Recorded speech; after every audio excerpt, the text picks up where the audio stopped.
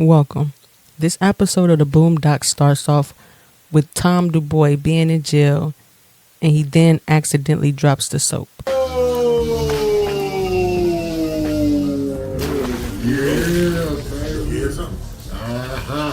As soon as he drops the soap, a prisoner approaches him and then tries to steal his manhood, if you know what I mean. Tom then wakes up and realizes that it was all a dream. Tom DuBois' greatest fear was being sent to prison and anally raped. At the tender age of 10, Tom saw a prison movie which depicted the violent anal raping of a man. Before then, he didn't know the men got raped in prison. As the episode continues, you start to see why Tom is so scared to get into trouble with the law. It is true that statistically speaking, if a man is to be raped, it'll most likely occur in prison. That fact scares straight-laced Tom. That fear, perhaps more than any other factor, made him the man he is today. Tom believed in order. However, he ended up getting arrested at gunpoint. Please don't send me to prison! I don't want to be anally... And Tom knew firsthand that a black man didn't have to do much to go to prison. You have the right to remain silent. Sometimes he didn't have to do anything at all. Against you in a court of law. You have the right to speak to an attorney and to have an attorney present during any questioning. If you cannot afford... After his arrest, his daughter stopped by the Freeman's house in a frenzy. And in other news, city police are reporting tonight that they have arrested a suspect in connection with the murder of Antoine Michaels, a 17-year-old who was apparently killed over a game of Madden 2006. The police are not releasing the name of the suspect, who is a black male, approximately blah, blah, blah. And so, we're raising the terror alert level to intense orange red, based on very credible, detailed information on a non-specific threat. Could it be a hijacking? Absolutely possible. Chemical or biological agent? You bet it could happen. Bomber? Hey, you never know. But what we do know is that it's absolutely, positively gonna happen today, maybe. Terrorists have my daddy! Jasmine, calm down. Terrorists kidnapped my father, and they're gonna cut off his head in Algeria! My daddy was supposed to be home from work before school let out, and he isn't here! And we're at terror alert level orange! While Tom's daughter was visiting, Tom called and he spoke to Huey. Hello? Riley, is that you? Put your brother on, it's an emergency! What's the emergency? I'm in jail! Don't drop the soap.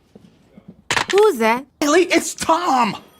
I thought you only get one phone call from jail. Who's this? Huey, I got arrested! They say I fit the description. I think it's because I'm black, Huey. You have to get me out of here, Huey. You don't want to know what they'll do to me in jail. They'll you, that's what they're gonna do. But you're not in jail, you're in holding. And I don't think people usually get in holding. And send me to real jail. Real jail! Earliest I could get out would be on Monday. Well, it's just a weekend. It only takes one night to get anally... Huey, the only way for me to get out of here is if you find the real killer tonight. The real killer? Nigga, I'm 10. How am I gonna find the real killer? Please. You've got to try. All right. Damn. Thank you, Huey. Huey and Riley went to Ed Wansler's the third house so that he could help him catch the Xbox killer. Now, Ed Wansler, he is related to Mr. Wansler. But the dude I was after had already killed at least one person. And one thing Ed the Third had was firepower. Fuck it. I say we go get the motherfucker. Let's go. So in the midst of them gathering up what they needed to find the killer, Ed took them to another house where they met Jen Rummy. Look, we have exactly 4 hours and 45 minutes to find the Xbox killer. Can you help us do it? I be dead on his ass like Spencer for fucking hire. I hunt him down and feed him his own testicles, and I do it in a jiffy. And I don't care if it's mama to ass, grandmama, innocent bystanders, little kids, babysitters, bill collectors, whatever. I leave his whole block filled with hot brass if I have to. And you know why? Because I just don't give a fuck. So once Ed and Jen finished breakfast, they proceeded with their investigation of the killer.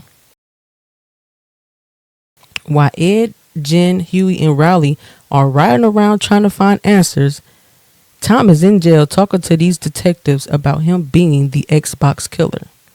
You liar! You killed him, didn't you, you sick bastard? Hey, that's enough.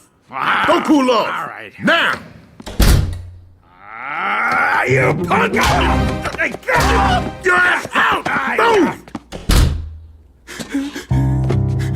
Why are you doing this to me? You know what this is, man? It's fucking racism, man. You at the wrong place at the wrong time, and you just happen to fit the description. Now, if you admit you killed him... I didn't kill anyone!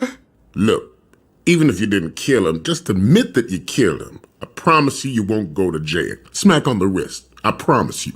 Wait! Stop! You can't be serious. I'm a prosecutor. I'm never gonna fall for this.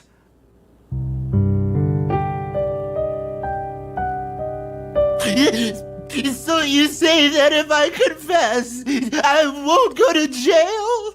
I give you my word. No anal. No anal.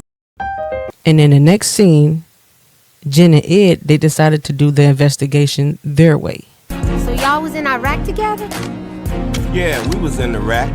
What did you do? We was looking for weapons of mass destruction. Did you ever find them? You know goddamn well we ain't find them. What are you, some kind of political humorist? You Gary Trudeau up in this bitch? I was looking for bitches, but they had that carpet shit all over them and I couldn't see what they looked like. Well, no, we ain't fine. But I always say the absence of evidence is not the evidence of absence. What? Simply because you don't have evidence that something does exist does not mean that you have evidence that something doesn't exist. Well, this is the apartment building where it all happened. Maybe someone saw something. Oh, somebody saw something all right. Hey, slow down. We gotta be tactful. Xbox killer, dog!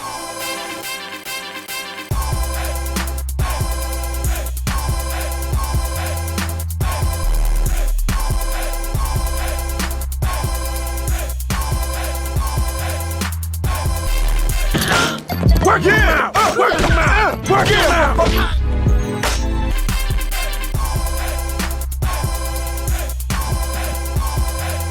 Yeah, nigga, run it. Run your shit. Afterwards, Riley and Huey, they ended up solving the case. I know who did the killing. I've known for 20 minutes. Guy's name is Terrell Jackson. He's been bragging about it all day. Everybody knows. He lives 5 minutes away. I've got MapQuest directions right here. How'd you find all this out? We talk to people. I got a picture. Where you get this? I drew it from the description of the dude that they gave us while y'all was whooping niggas' asses in the street. So they started to head to the killer's house, but on the way, they make a sudden stop at the gas station to get something to drink because Ed and Jen stated that they were thirsty.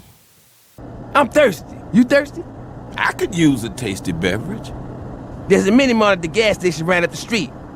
We're down the street from the killer, and you want to stop and go get snacks? Relax. We stop, get this drink, then go get the killer. Simple. We just gonna get something to drink. It ain't gonna take long. So they make it to the gas station, and then everything just started going wrong. Now, in my very first Boondocks Breakdown video, I broke this scene down to the T.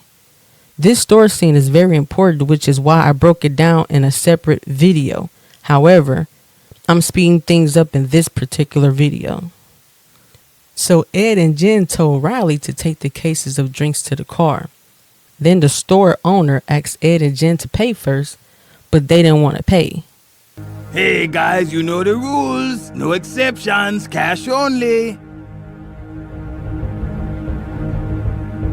Look! He got a weapon!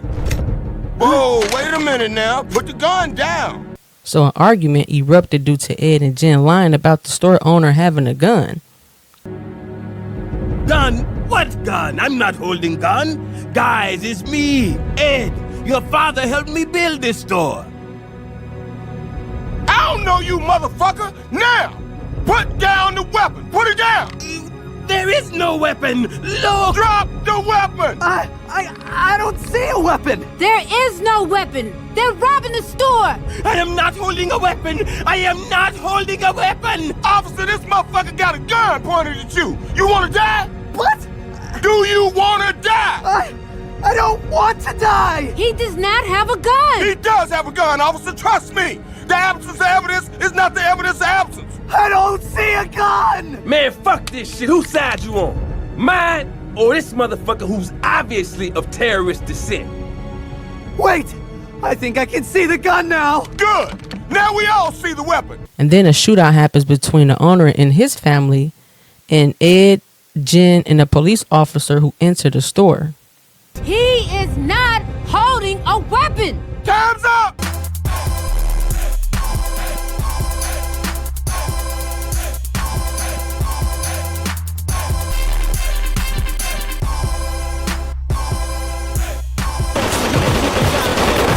I didn't think they'd actually shoot back at us. Well, of course they're shooting back at us! You're robbing that store! You can't assume that people are gonna shoot back at you. It was an unknown. Need I remind you that this has nothing to do with our original plan? Actually, I think I'm gonna make it. You hear that, you sweaty bastard? Freddy ain't dead. Freddy say, bring it on, bitch. After the gun battle in the store, Tom was released from jail, and the store owner and his family, they were arrested. And there seems to be a gun battle with terrorists right behind me as we speak. Thomas Dubois, it's time.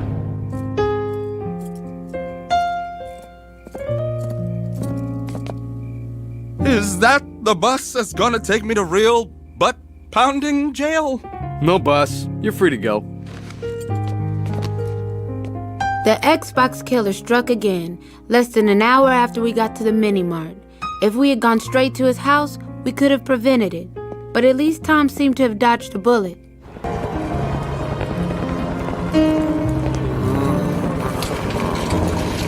And at the end, Ed, Jen, and a police officer, they were labeled as heroes against terrorism.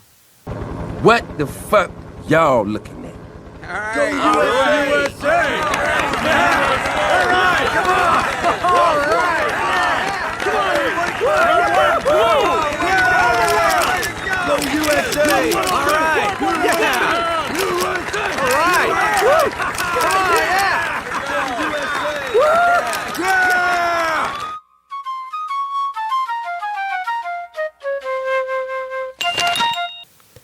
And Tom ended up suing the city for wrongful arrest. Now, it's time for the breakdown. This episode had a few things going on. So, you had white privilege, harassment of non-whites, fear-mongering, and fear. However, I'm going to focus on fear-mongering. Fear-mongering is the act of exploiting feelings of fear by using exaggerated rumors of impending danger, usually for personal gain. At the beginning of the episode, you're given a brief breakdown of Tom Dubois' fear, which is his manhood being taken while being incarcerated. Tom Dubois' greatest fear was being sent to prison and anally. It just so happened that he was racially profiled literally the same day that he had that dream. And he was profiled as the Xbox killer, who fitted the description of a black male. And the officers had him at gunpoint while he was unarmed and on the ground. And we all know that the average person is afraid of guns and being shot. So what you witnessed when Tom got arrested, that was fear-mongering. To remain silent. Sometimes he didn't have to do anything at all. You in a court of law. You have the right to speak to an attorney and to have an attorney present during any questioning. If you cannot afford a... Now, as we venture off to my next point, due to the terrorist alert being high, everyone's fear levels were heightened which is why Tom's daughter thought that he was taken by terrorists because he didn't show up to pick her up for school. And so, we're raising the terror alert level to intense orange red, based on very credible, detailed information on a non-specific threat. Could it be a hijacking? Absolutely possible. Chemical or biological agent? You bet it could happen. Suicide bomber? Hey, you never know. But what we do know is that it's absolutely, positively gonna happen today, maybe. And while Tom was in the police custody, he was beaten, and they attempted to manipulate him by trying to coerce him into making a false confession. You liar! You killed him, didn't you, you sick bastard? Hey, that's enough! Don't cool off! All right. Now! You punk! Your ass out! Move!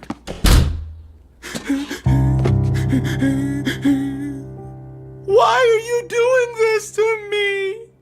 You know what this is, man? It's fucking racism, man. You at the wrong place at the wrong time, and you just happen to fit the description. Now, if you admit you killed him... I didn't kill anyone! Look, even if you didn't kill him, just admit that you killed him. I promise you won't go to jail. Smack on the wrist. I promise you. Wait! Stop! You can't be serious. I'm a prosecutor. I'm never gonna fall for this.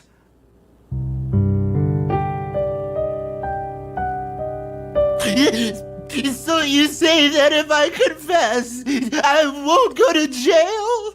I give you my word. No ain't no... No ain't no... The beating and manipulation were fear-mongering tactics so that Tom could make a false confession.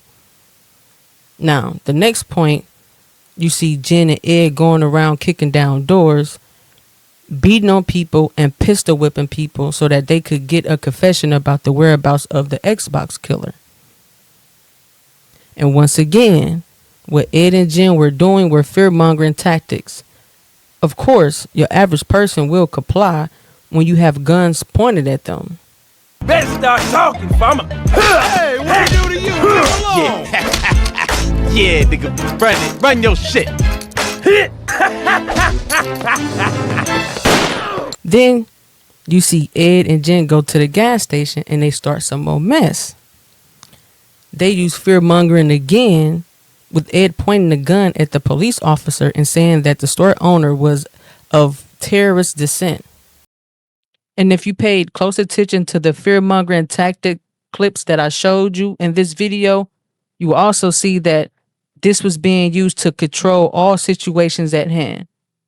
And this is something that is currently being used as of today. And before I end this video, did you notice how everyone that was white besides the Xbox killer, they were going around terrorizing the black community? The so-called black community. See, asking questions was the right thing to do, but instead, people misused their privileges. And due to them misusing their privileges, someone else lost their life when it could have been prevented. Now, here are some of my questions. Are the same things still going on in 2026? That's the current year of this video being made. And has there been a change since 2006? Side note. Am I reaching when I say that the same cop that was yelling at Tom was the same cop that went into the gas station? You have the right to speak to an attorney. Still holding it? And remember, this episode was aired 20 years ago. And during this time period, 9/11 just had happened and we were in war with Iraq. And still at the end, Aaron Magruder was trying to tell us something. So, is the Boondocks funny? Yes, it's funny, of course. However, every episode has a meaningful message that some of us tend to miss. And as for my last question, if you said that nothing has changed within 20 years, what are we doing wrong as a group of people? I see a small shift, but it's still not good enough. Us changing is well overdue. And keep in mind that I'm not being racist at all in this video. I'm just pointing out certain things that I've noticed from watching this television series. And one of the key things we must do is acknowledge the wrong and try to find a way to change yourself when you're ready. And once we do these things amongst others, we will then be able to unify and become one. But you must look in the mirror and start the change within yourself. And with all of this being said, continue to stay positive, grounded, love yourself, and self-care. And keep being that spark that ignites all engines. And I love those that love me, which means I love you. Thanks for tuning in. The link to the store scene in the video is in the description box below. So be sure to check out that video as well. Also subscribe, share, and like this video. Oh yeah, all comments are welcome. So leave your thoughts and opinions in the comment section below. Later.